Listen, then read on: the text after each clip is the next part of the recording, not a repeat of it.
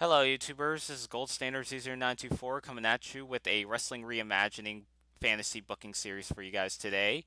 And, this is going to be part two of my WCW 1998 fantasy booking. We picked up where we left off from the January pay per view sold out, so now we transition over to our February pay per view, Super Brawl 8. Super Brawl was definitely one of WCW's biggest pay-per-views, next alongside Great American Bash, Bash at the Beach, Halloween Havoc, Starrcade, and out of all those pay-per-views, Super Brawl was definitely one of WCW's top-tier pay-per-view events that they've held every year. And because of that, I booked about 9 matches total to 9 matches that I booked on the card. So try to go all out and try to produce the best show possible. So there isn't really going to be any guidelines what you need to know going to Super Bowl 8. There's no title changes that happen on Nitro or Thunder. If we're going to get to Super Bowl 8, this is going to be the opening bout, and that involves the tag team titles. So we have the Public Enemy defending the belts against Glacier and Ernest Miller. Yeah, so Glacier and Ernest the Cat Miller were actually a tag team in '97, and what I said in my sold out video when I was talking about the tag team title matches and yeah, how the tag team titles belts didn't really mean as much, and the fact that it was very irrelevant by the time you get to like 1998 because the belts were given to you know a pair of wrestlers that didn't really have anything in common. Um, so I wanted to kind of rebuild the tag division, especially now that the outsiders are no longer the tag champs. So I'm continuing that streak by giving the belts to the Public Enemy, and I'm pretty sure they were pretty over during this time. Pretty much anyone was over in WCW '98, based on how financially successful that the company was at the time. But the Public Enemy were still pretty over, and yeah, I would have given them the tag title belts, and they would successfully retain the tag title belts against Glacier and Ernest Miller. So it'll be kind of like a way to kick off Super Brawl with get the crowd pumping.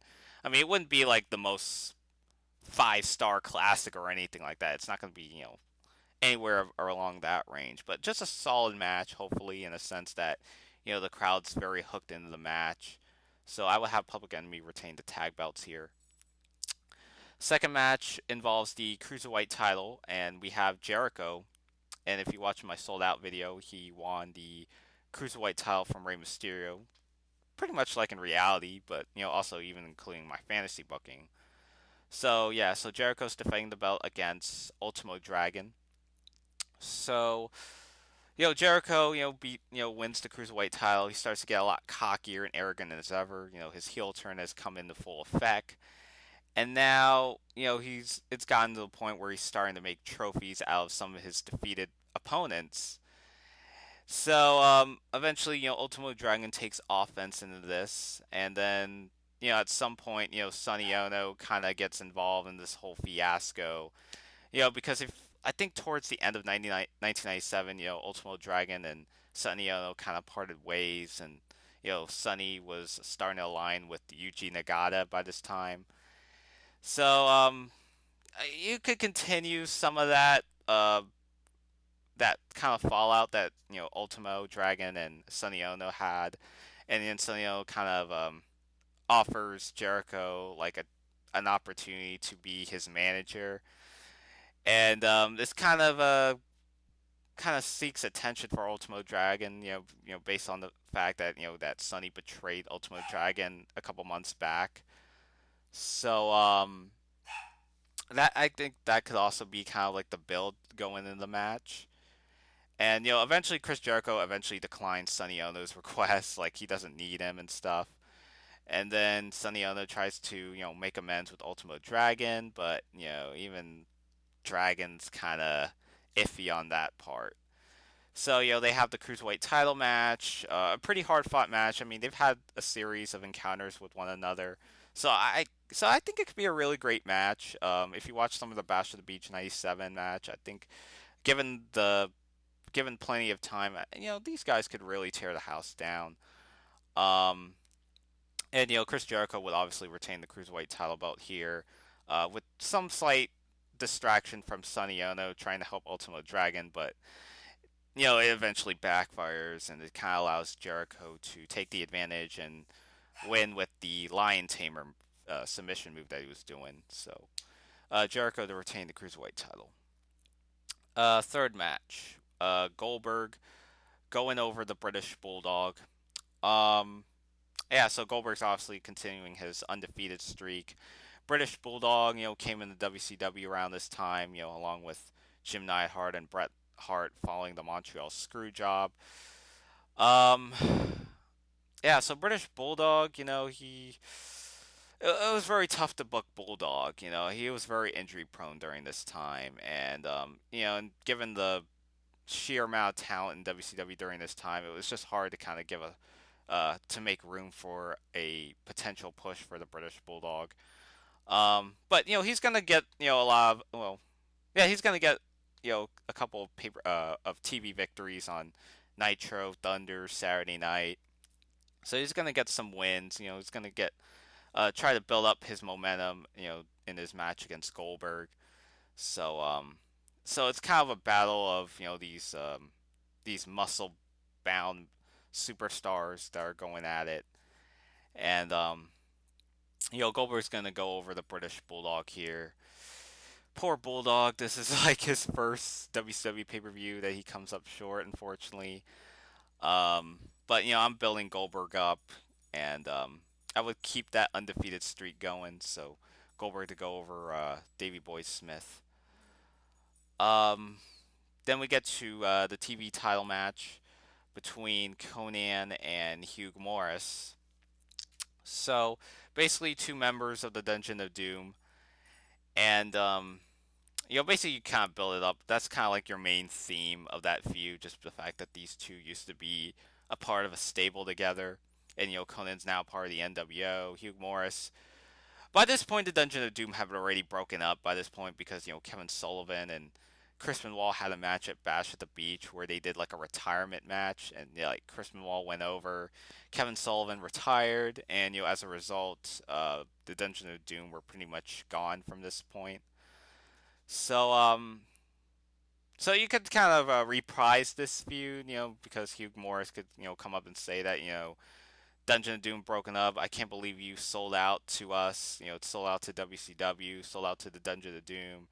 You were kind of the catalyst to our downfall, and and now that Kevin Sullivan's gone, it's been kind of a uphill battle for some of us, especially myself included, who is trying to make it up the ranks in WCW, but I've been kind of going through emotions, kind of going through all this, kind of like a just being stagnant, ever since the Dungeon of Doom have broken up. So you built this feud upon the TV title also, and Conan will go over Hugh Morris to retain this TV title belt here.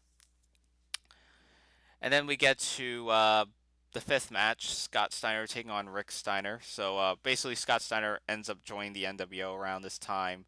Scott Steiner's still pissed at Rick because he blames him for losing the tag title belts. So there's a lot of dissension going on between the two brothers, and they have a match against Vicious and Delicious on Nitro. So Scott Steiner would turn on Rick Steiner sometime during that match, and it kind of leads to this 3-on-1 beatdown on Rick Steiner. And then, Scott eventually makes his transition, starts to cut his hair, and, bleach his hair blonde to become Big Papa Pump. And, starts wearing these, the white, what you call it? The white singlet that he wore during that time. And basically kind of do like this heavy makeover now that he's a single star. Pretty much what they did. So I know in reality they kind of dragged this whole feud on. Like like Rick wanted to get his revenge on Scott, but it took like many months, months and months and months, and they kept like dragging it on because there were times where like they were supposed to have a match, and then either Scott Steiner no showed, or something happens, like I don't know, but it took like throughout most of that year to get Rick to get his revenge on Scott, which I thought that was kind of unnecessary. But we're gonna do Scott and Rick Steiner right out of the gate. So we're not gonna do any postponing and delays and whatnot. So we're gonna have it right here at Super Brawl. So I have Scott Steiner go over Rick Steiner by submission. Scott Steiner would start doing the Steiner recliner, and then after that, the NWO could come out and do like a little spray paint job like they normally do. So Scott Steiner goes over his brother Rick. Sixth match will be the. This is based on the Triangle Hardcore match that they had at Uncensored in reality. So I figure I kind of push it like a month back and do the triple threat for the United States title. So I have Diamond Dallas Page going in as the champion to defend his belt against Raven and Chris Benoit. So basically the same stuff that you saw from Uncensored, but here instead it's at Super Brawl. So yeah, this kind of based on if you watch my sold out fantasy booking, like Chris Benoit was continuing his feud with the Flock, ends up beating Raven in his Raven's Rules match. DDP defended the belt against Perry Saturn, which he successfully retained, and then it kind of led to this sort of strength in numbers with the Flock beating up DDP, Chris Benoit coming in to make the save. So that kind of gave you a little bit of a clue of what's to come. And there'll be times where DDP and Benoit would be in these tag team matches against one of the Flock members or two of the Flock members actually. So because it's a tag team match, and even along the way, there's a little I wouldn't say dissension, but kind of more of in the sense that you know because there can only be one guy holding that United States title belt. So Chris Benoit, he respects DDP, but he also wants that United States title belt. And they even have a match on like Nitro or Thunder, or and all that stuff. And even that match kind of ends in a no finish, with the typical Flock interference. And yeah, so eventually this kind of Raven gets kind of thrown in the equation because Raven still has his eye on Benoit. Raven also has his interest on DDP as well, and bring up the fact that they were best friends and all this stuff. So they have the match, and DDP wins with the Diamond Cutter on Chris Benoit through a table to get the victory. So same finish as their uncensored '98 match. I think it's basically the same type of structure, so I don't think it would change too drastically from the actual match that they had at Uncensored. So I would have DDP retain the belt here. Seventh match, Bret Hart taking on the Macho Man Randy Savage. Yes, this is actually, I think to my knowledge, this is the first encounter that they had. Because I know, those two guys were in WWE like around 92, 93 ish. Bret Hart was, a singles guy. He won the WF title in reality, and Macho Man was doing commentary in the early 90s. So unfortunately, they were never able to do a match together. So I might as now that these guys are in WCW, at the same time, I might as well take advantage of this opportunity and kind of build it as somewhat of a first time ever. Um, Bret Hart, coming out of a successful victory at Sold Out, involved in that 6-man tag match and winning for his team. Macho Man still in the NWO, Randy Savage, Hogan, they've had their bit of falling out because, ever since uh, they lost the world title belt from Sting, they've been kind of having their little fallout. Like Randy Savage interferes in the match, and basically, Hogan Randy Savage tries to come in. There's like a little bump along the way, like he's trying to hit Sting, but Sting moves out of the way. Savage accidentally attacks Hogan, and eventually, Sting would end up retaining the world title despite the odds. So there's still dissension going on with Hogan Savage, but they've kind of patched things up a little bit. in the Nitros leading the Super Brawl. And Bret Hart has his still wants Hogan and all that stuff. So Bret Hart, Macho Man, they have their match. Hogan would interfere, try to help Savage. Savage is like, no, no, no, no, I could do this on my own and stuff. And even Hogan also wants Bret too because he's been, he felt he got screwed by Bret Hart when he lost the WWE World Title the first time around. So as much as he wants revenge, Randy Savage, kind of takes it aboard instead. So Bret Hart, Randy Savage, they have their match. Bret Hart goes over the Macho Man, continuing his winning streak, in WCW. So there you have it. So I think it could be a really great match. So yeah, especially at a big pay per view. So um, yeah. So there you have it. Eight match. This is our doubleheader main event. So we have Kevin Nash taking on the Giant. Yeah, so they were supposed to have a match at Starrcade. Kevin Nash, I think either no showed or he was injured during this time. So I kind of pushed it back. Into Super Brawl. So they have their match, and same finish as we saw. Kevin Nash spilling coffee on the Giant, and then he does the jackknife power bomb and ends up botching it, and Giant lands badly on his neck. So Kevin Nash would go over the Giant, and Giant would get stretchered out. Um, Pretty much the same stuff as their sold out match, but here it's at Super Brawl. And then we get to our main event, the World Heavyweight Title bout. Sting defends the belt against Scott Hall. So basically, Scott Hall, won World War III, and the winner of the World War III match would be scheduled to face the world champion at Super Brawl. And that was pretty much the original plan. And because of, in reality, with the Sting Hogan fiasco and them vacating the WCW title belt because of the Nitro rematch from Starrcade. Yeah, so they did Sting Hogan at Super Brawl instead, and then they had like Scott Hall and Sting end up wrestling like a month later uncensored. Um, we're not gonna, I'm gonna keep the match as scheduled, or at least keep Scott Hall as the number one contender going to Super Brawl, and Sting would be the champion going into the main event.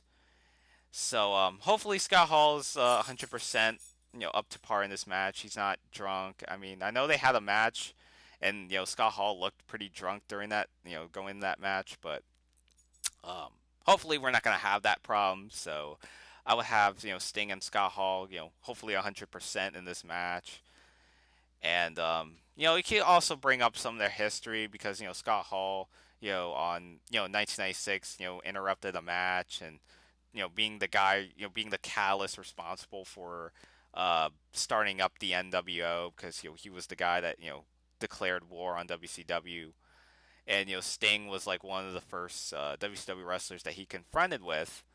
So you could also even allude to some of Scott Hall's debut in WCW and Sting coming into a to defend WCW and stuff. Um, yeah, just basically you have that match, and Sting would successfully retain the world title against Scott Hall in this bout. Um, yeah, so you could expect interference from Kevin Nash. So, but despite that, Sting will end up trying to find a way to overcome the odds and defeat Scott Hall to retain the world title. And I believe that's about it for Super Brawl 8. So, yeah, so let me know what you think down in the comment section below. Did you enjoy the card? Uh, did you do you think that the card maybe you could structure the card a little bit differently? Stay tuned for my March pay per view, uncensored. Excuse me, the March pay per view uncensored will be the next installment in the WCW 1998 Wrestling Reimagining series. So till then, this is Gold Standard 00924 signing out.